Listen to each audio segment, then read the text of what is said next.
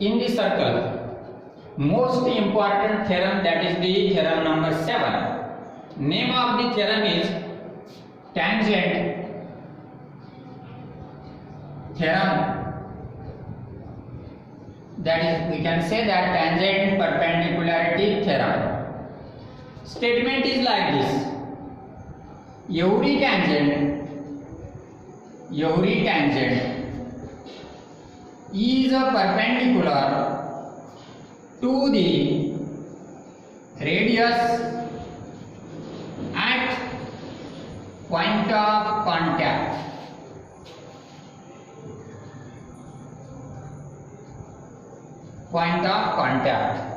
Every tangent is perpendicular to the radius at the point of contact. Want to prove here.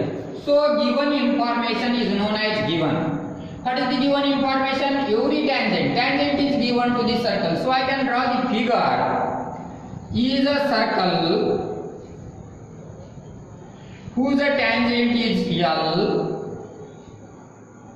at the point of P. P is known as point of contact.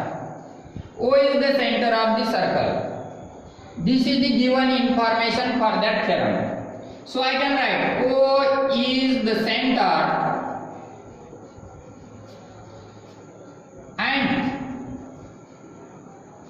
line L is a tangent at P.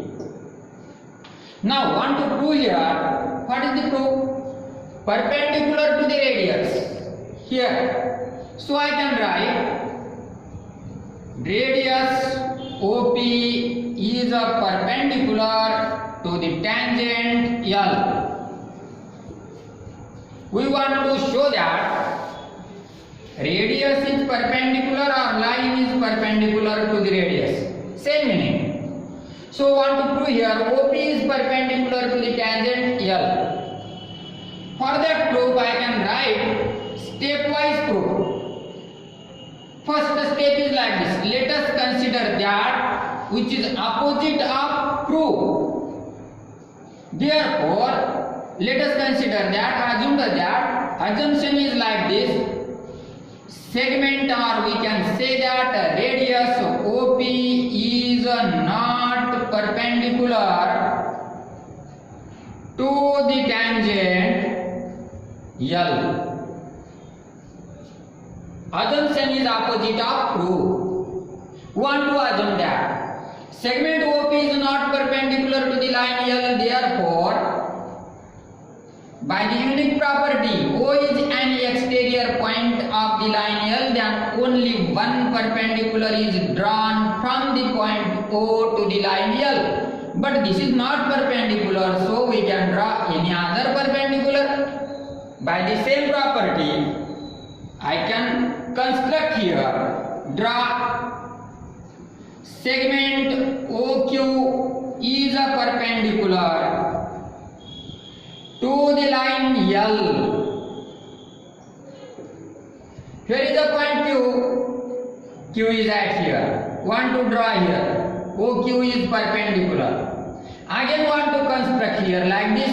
Take a point that is R such that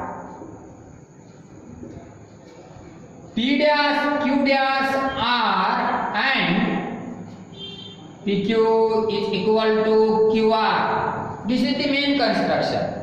If segment OP is not perpendicular, then want to construct here like this. Segment OQ perpendicular to the line L. And where is the point R and Q? Both collinear to each other and lies on line L. Now, third step is, after joining the O, P, Q and R, want to take here R at a distance equal to PQ from the point Q, join the O, R, we get two triangles and that triangles are like this. By using construction, the figure becomes, here is the point Q, P and R, O is the center. We are already drawn by using construction OQ perpendicular. PQ is equal to QR. Therefore, triangle number 1 and 2 are congruent to each other. One of the common side, another by construction, and angle between them is right angle. Therefore, S test. Therefore, triangle OQP is congruent to the triangle OQR. And why this is? By SAS test. This is the test of congruence. Now, if the two triangles are congruent to each other, then remaining element also congruent.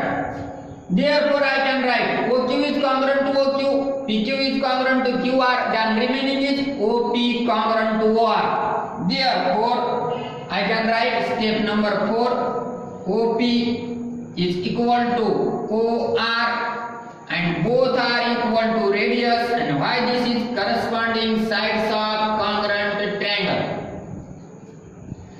OP is equal to radius, therefore OR is also equal to radius. It means that step number 5, therefore P and Q, which are equidistant, what is that distance?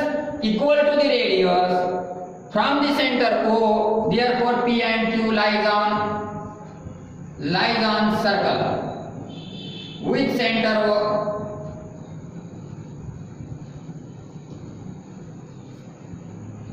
Step number 6, but I can write here P dash Q dash R, that is lies on the line L. This is the same meaning of statement number 2. P dash Q dash R, which is already given by using the construction. Therefore, these are 3 points. It means 2 points P and R both lie on line L, and also by using the step number 5, P and Q lies on circle. It means that above these are 2 statements which are conclusive statement for the definition of tangent, because tangent have only one point as common between the circle and tangent. But here above these are 2 statements having 2 distinct points as common between the circle and the line. Therefore, the line cannot become a tangent and it is incorrect for the given information. Therefore, our assumption is incorrect. So, already automatically radius OP becomes perpendicular to the tangent here. So, I can write step number 7 like this. Therefore, our assumption, our consideration is incorrect.